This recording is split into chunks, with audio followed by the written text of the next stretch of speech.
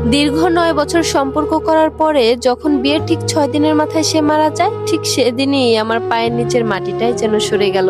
বাবা মা সবার বিরুদ্ধে গিয়ে ফয়সাল নামের একটা ছেলেকে আমি ভালোবেসেছিলাম। আমার বাবা একদিন আমাকে প্রশ্ন করেছিল, তুই কাকে চাস, আমায় নাকি সেই 2 টাকার মিডল ক্লাস ছেলেটাকে? তখন নিজেকে কোনো প্রশ্ন না করেই বাবাকে বলে দিয়েছিলাম, বাবা আমি ফয়সালের সাথেই থাকতে চাই।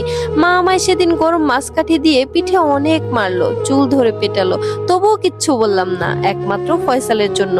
ও বলেছিল কিছু সময় দাও আমাকে, আমি সব কিছু গুছিয়ে নিব। অন্যদিকে ওর পরিবারও মানছিল না, এদিকে আমার পরিবারও ফয়সালকে মিডল ক্লাস ছাড়া কথাই বলতো না। রাতে খেতে বসলে মা আমার মুখের দিকে পর্যন্ত তাকাতো না। আর বাবা বাবা তো আসলেই ভাতের প্লেটে পানি ঢেলে চলে যেত। খুব কষ্ট পাচ্ছিলাম বাবা মায়ের এরকম ব্যবহার দেখে। হঠাৎ ফয়সালকে একদিন বললাম, প্লিজ তুমি তোমার বাড়িতে কথা বলো, আমি এসব আর সহ্য করতে পারছি না। তখন তার একটাই কথা, আমি তো বেকার, আমার কোনো চাকরি নেই, কিচ্ছু নেই, বড় 2জন ভাই এখনো অবিবাহিত, আমি কি করে বাসায় এখন তোমার কথা বলি? এদিকে বাবা আমার বিয়ের জন্য অনেক পাত্রপক্ষ আনছে বাসায়। তার 4 দিন পর বাবা মায়ের এসব কাণ্ড কারখানা সহ্য করতে না পেরে ওকে কল দিলাম, বললাম তুমি আমাকে 2 দিনের মধ্যে নিয়ে যেতে না পারলে আমি অন্য কাউকে বিয়ে করে ফেলবো। সে এটা শুনে কেঁদে দিয়ে বলল, হয়তো আজ ইনকামের জন্য কয়টা টাকা আর 2 মুঠো ভাতের জন্য 9 বছরের ভালোবাসা হারাতে যাচ্ছি আমি। তখন আমিও তার কান্না মাখা গলার আওয়াজ শুনে শান্ত হয়ে যাই। অপরদিকে তার মা নাকি বলে দিয়েছে, আমার 2 ছেলে এখনো অবিবাহিত, তুমি যদি এই মেয়েকে ঘরে তুলে আনো তাহলে তোমার জায়গা হবে রাস্তায়, আর তার সাথে সেই মেয়েকেও আমি ঝাড়ু পিটা করব। 2 পরিবারের এত অশান্তির মাঝে 2 জন মিলেই ডিসিশন নিলাম যে বিয়ে করব।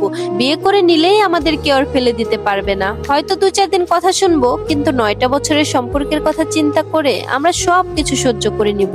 ঠিক হলো সোমবার বেলা 12টা 40-এ কাজে অফিসে থাকার জন্য। সোমবার সকাল 10টার দিকে 2 সেট কাপড় নিয়ে বাসা থেকে বের হয়ে গেলাম। বান্ধবী সুমিকেও নিলাম জিকাতলার সে কাজে অফিসে। অবশেষে করেই নিলাম বিয়েটা। আমায় যখন বিকাল 5টায় তার বাসায় নিয়ে গেল, তখন ফয়সালের আম্মু প্লাস তার বড় ভাই আমায় নাকি ঘরেই ঢুকতে দেবে না। সত্যিই সেদিন বিকেল 5টা থেকে রাত 11টা পর্যন্ত আমি একাই বাহিরে দাঁড়িয়ে রইলাম। ফয়সালকে ঘরে নিয়ে তার মা দরজা বন্ধ করে বসে আছে। এই বিয়ে সে কোনোভাবেই মানবে না। যাই হোক, অনেক বোঝানোর পর রাত 11টা বাজে আমাকে ঘরে তুললেন। কিন্তু ভাগ্যের কি নির্মম পরিহাস, বিয়ের 6 দিন পর সে হার্ট স্ট্রোক করে সাথে সাথেই মারা যায়। এত যুদ্ধ করে 2 পরিবারের বিরুদ্ধে গিয়ে বিয়ের ঠিক 6 দিন পরে ফয়সাল মারা গেল আমাকে এই কষ্টের সাগরে ভাসিয়ে। বিয়ের 6ষ্ঠ দিনে আমার পরনে সাদা কাপড় দেখে নিজেকে খুবই অসহায় মনে হচ্ছিল। বাসা থেকে চলে আসছি ফয়সালের সাথে। বাবা মা সকলের কাছে খারাপ হয়েছি। এখন কি আমার বাবার ভিটায় ঠাঁই হবে? এই চিন্তা ভাবনা করতে করতে চলে গেল ফয়সালের 4 দিনের মিলাদ।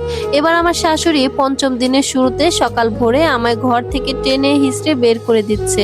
আমি শক্ত করে আমার আর ফয়সালের খাটের স্ট্যান্ড ধরে রাখলাম আর বললাম যে, মা আমি যাব না, বাকি জীবনটুকু আমি ফয়সালের স্ত্রীর পরিচয়ে কাটিয়ে দিতে চাই।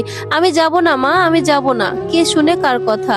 আমি নাকি অপয়া মেয়ে, অলক্ষী, ডাইনি হয়ে এসেছি, আসতে না আসতে জামাইকে খেয়ে ফেলছি, আরো অনেক কথা।